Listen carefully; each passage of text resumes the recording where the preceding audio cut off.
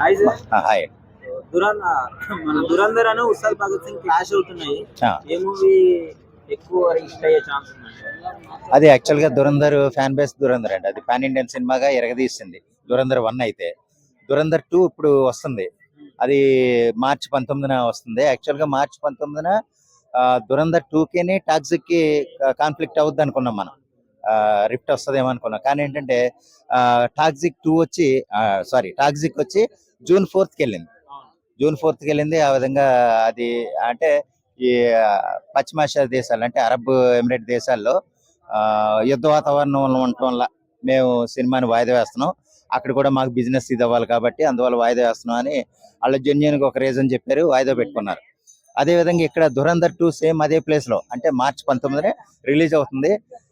ఇంకొక వారం రోజుల తేడాతో అంటే మార్చి 26న ఉస్తాద్ భగత్ సింగ్ వస్తుంది.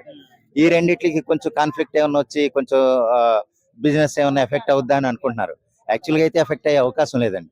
ఒకే రోజు వస్తే ఏమన్నా ఇబ్బంది అవ్వచ్చేమో, కానీ వారం రోజుల గ్యాప్ ఉంది. వారం రోజుల గ్యాప్ సినిమా కరెక్ట్ గా నిలబడితే కనుక అందులో సమస్య లేదు. దురంధర్ 1 చాలా పెద్ద హిట్ ఉంది కదా. అవును. 2 కొంచెం ఓవర్ ఎక్స్పెక్టేషన్స్ ఉంటాయి కదా. అవునండి. సో ఆ విన్నింగ్ టాక్ కంటిన్యూ అవుతుంటది కదా. అవును, సో కంటిన్యూ అవుతుంది.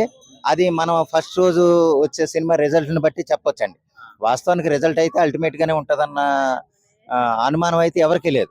అల్టిమేట్ గా అయితే ఉంటది, అందులో సమస్య లేదు. అయితే ఏంటంటే ఉస్తాద్ భగత్ సింగ్ కి ఈలోపు అంటే దురంధర్ ఈ వారం రోజుల్లో ఆడిన థియేటర్లో సరిపోతాయండి.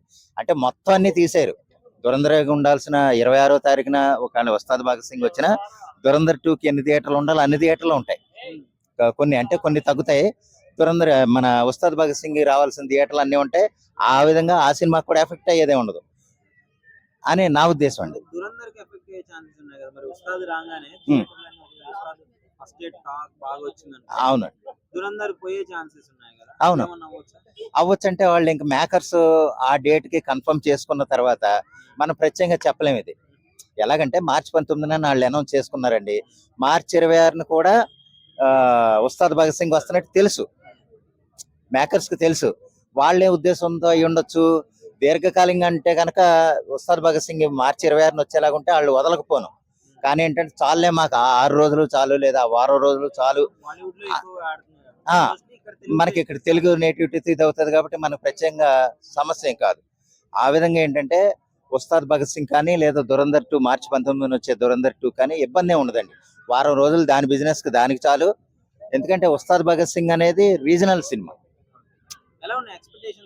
ఎక్స్పెక్టేషన్స్ హరీష్ శంకర్ గారు లేదా వీళ్ళు చెప్పే ఇంటర్వ్యూలు అవి చూస్తే కనుక కొంచెం బీభత్సంగానే ఉన్నాయి. అయితే ఇంకోటండి, ఇక్కడ పవన్ కళ్యాణ్ గారు సినిమా ప్రకారం చూస్తే కనుక పవన్ కళ్యాణ్ గారిని ఎక్కువ చూస్తారు. అక్కడ నామకహ డైరెక్టర్ ఉన్నా సరే అక్కడ పవన్ కళ్యాణ్ గారి క్రేజ్ మీదే సినిమా ఆధారపడుతుంది. కనపడితే చాలు అనుకునే వాళ్ళు ఎక్కువ ఇది అవుతారు.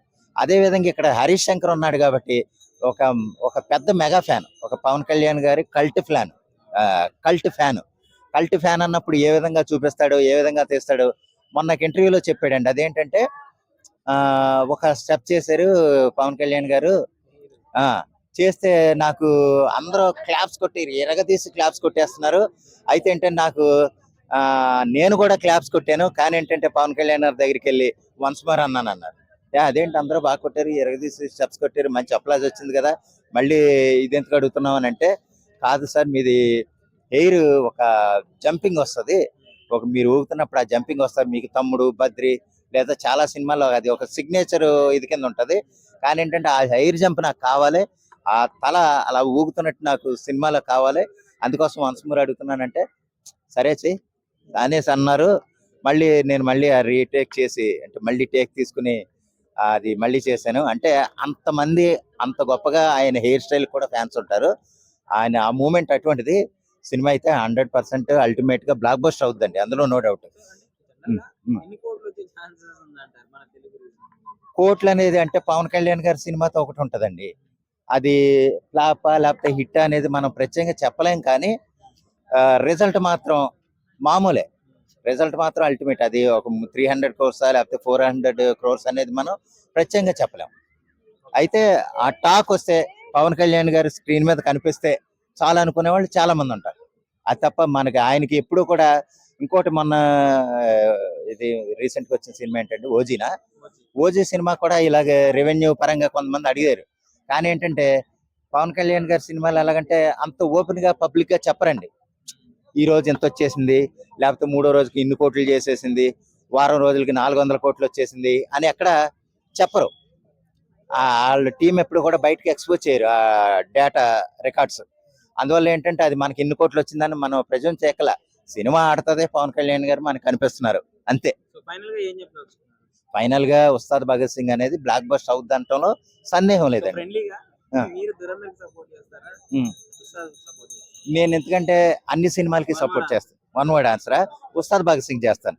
At the same time Dhurandhar 2 కూడా బాగా ఆడాలని కోరుకుంటాను. ఎందుకంటే